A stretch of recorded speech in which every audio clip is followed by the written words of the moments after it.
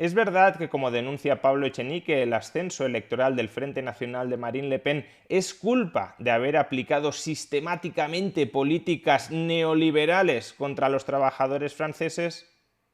Veámoslo.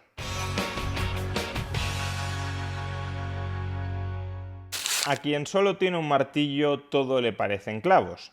Y eso es exactamente lo que le ha sucedido a Pablo Echenique, de Unidas Podemos, en su análisis de los resultados electorales de las presidenciales francesas y más en particular de los motivos detrás del ascenso de Agrupación Nacional de Marine Le Pen a la segunda posición en estas presidenciales. Y es que Pablo Echenique ha publicado el siguiente sesudo análisis en Twitter. La responsabilidad de que la ultraderecha haya pasado a la segunda vuelta en Francia es doble. Primero, de las políticas neoliberales de Macron contra la gente trabajadora. Segundo, de los supuestamente progresistas que llaman populista y radical a Mélenchon sabiendo que no lo es. De entrada, démonos cuenta de que está reconociendo que gran parte del granero de votos de Le Pen procede de una cantera de votantes que supuestamente debería votar a la izquierda, porque está diciendo que las políticas neoliberales de Macron han maltratado a los obreros y que por tanto los obreros en reacción están votando a Le Pen, y está diciendo que esos obreros maltratados por las políticas neoliberales de Macron no votan en masa a Mélenchon. Debe de ser, por cierto, que a Mélenchon, como los medios de comunicación le han tildado de populista, los obreros no le quieren votar, y en cambio a Le Pen, como los medios de comunicación seguro que no la han tildado en ningún momento de extrema derecha ni de populista, pues entonces, como los medios de comunicación segurísimo que no han tildado a Le Pen de populista, los obreros maltratados por las políticas neoliberales de Macron sí se echan en brazos en masa de Le Pen. Pero bueno, dejando esto último de lado, lo que nos está confirmando Echenique una vez más es que existen ciertos vasos comunicantes entre el voto de la extrema izquierda y el voto de la extrema derecha, que no se diferencian tanto, al menos en ciertos aspectos cruciales. Bien, pero centrémonos en la primera parte del tuit de Echenique, el ascenso electoral de Agrupación Nacional, previamente Frente Nacional, de Marine Le Pen, previamente Jean-Marie Le Pen, el ascenso electoral de lo que podríamos llamar la ultraderecha, la extrema derecha, la derecha populista, nacionalista, anti-inmigración en Francia, el ascenso electoral de esa derecha es responsabilidad del neoliberalismo de Macron. Bueno, para responder a esto basta con observar cuál ha sido la evolución electoral del antiguo Frente Nacional, hoy Agrupación Nacional. Bien, el Frente Nacional es creado por Jean-Marie Le Pen en el año 1972 y concurre por primera vez a unas presidenciales en Francia en el año 1974. Y como podemos observar en el gráfico, en esas primeras presidenciales apenas obtiene el 0,75% de todo el voto, es decir, prácticamente nada. En las siguientes presidenciales francesas del año 81, en aquel entonces se celebraban cada 7 años, ni siquiera llega a presentarse por no reunir las firmas suficientes para validar electoralmente su candidatura. Y no es hasta el año 88 cuando Le Pen, Jean-Marie Le Pen, el padre de Marine Le Pen, concurre como candidato formal, como candidato público, mediático, a unas elecciones. Y ahí obtiene el 14,38% del voto. ¿Quién gobernaba en Francia en el año 88? El socialista François Mitterrand. Es decir, que Le Pen emerge como fuerza electoral con más de un 14% del voto bajo la presidencia del socialista François Mitterrand. De hecho, muchos sospechan que Mitterrand hasta cierto punto impulsó el ascenso del Frente Nacional para dividir el voto de la derecha y así maximizar sus opciones electorales de salir reelegido. Es decir, algo así para consolidar la hegemonía absoluta de la izquierda ante una derecha que tuviese el voto fragmentado. algo muy parecido a lo que ha querido hacer Pedro Sánchez con el Partido Popular y con Vox, con la diferencia de que Francia no es un sistema parlamentario, de manera que si divides el voto de la derecha y el candidato de la derecha golista no pasa a la segunda vuelta de las elecciones, y las elecciones por tanto se dirimen entre un socialista y un candidato del Frente Nacional, el socialista teóricamente va a ganar siempre al candidato del Frente Nacional. Esa era la jugada que trató de pergeñar Mitterrand y que, como ya hemos visto, echando la vista atrás, le ha salido muy mal. Bien, el siguiente hito para la consolidación como fuerza política del Frente Nacional llega en el año 2002. En el año 2002 es la primera vez en la que el Frente Nacional pasa a la segunda vuelta de las elecciones presidenciales francesas.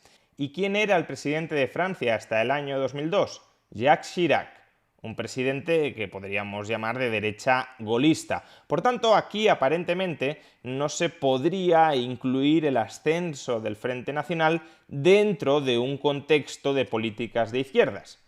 Pero sí, sí se puede. ¿Por qué?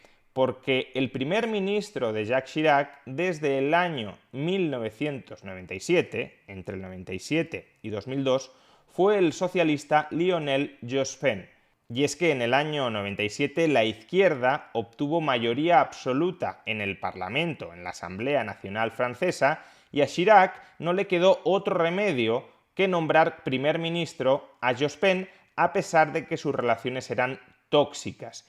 Y quien dirige el gobierno de Francia es el primer ministro, y por tanto las políticas que se impulsaron en Francia entre el año 97 y el año 2002 fueron políticas socialistas.